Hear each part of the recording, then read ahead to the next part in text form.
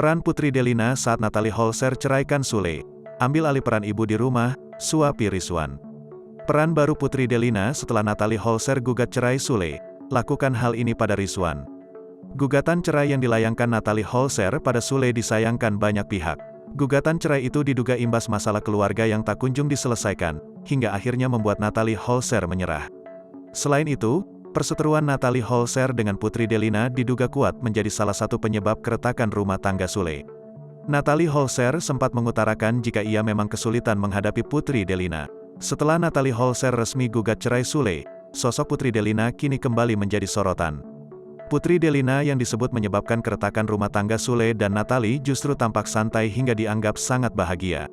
Yang terbaru, lewat sebuah unggahan di sosial medianya, adik Rizky Febian itu seolah kembali mengambil peran sebagai ibu ke adik-adiknya.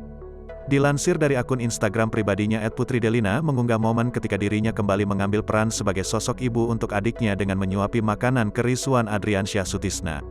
Dalam kesempatan itu, perempuan 21 tahun ini disebut tampak sangat gembira lantaran perceraian yang akan terjadi antara Sule dan ibu sambungnya, Natalie Holzer. Putri Delina diduga senang lantaran kembali menjadi satu-satunya wanita di keluarganya. Bahkan tak sedikit yang mengatakan jika Putri Delina merasa bahagia atas perannya yang akan kembali sebagai ibu dari adik-adiknya setelah terlihat menyuapi makanan ke sosok Ridwan sang adik.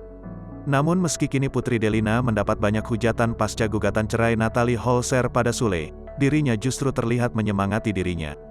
Keep storeng emput, tetap semangat ya teh dalam menjaga adiknya teteh. Keep smile, tulis keterangan di instastory tersebut dikutip tribunstyle.com, Jumat, tanggal 8 Juli tahun 2022. Lebih jauh, seperti diketahui Putri Delina dan Natalie Holzer sempat berselisih paham hingga membuat sambungnya itu sampai pergi meninggalkan rumah di awal pernikahannya dengan Sule.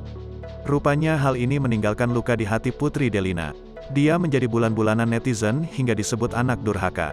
Sampai akhirnya, Putri yang masih belum bisa membuka cerita lengkap kejadian tersebut membuat banyak pihak menduga ucapan Putri Delina di podcast Maya Estianty sebagai penyebab gugatan cerai dari Natalie untuk Sule.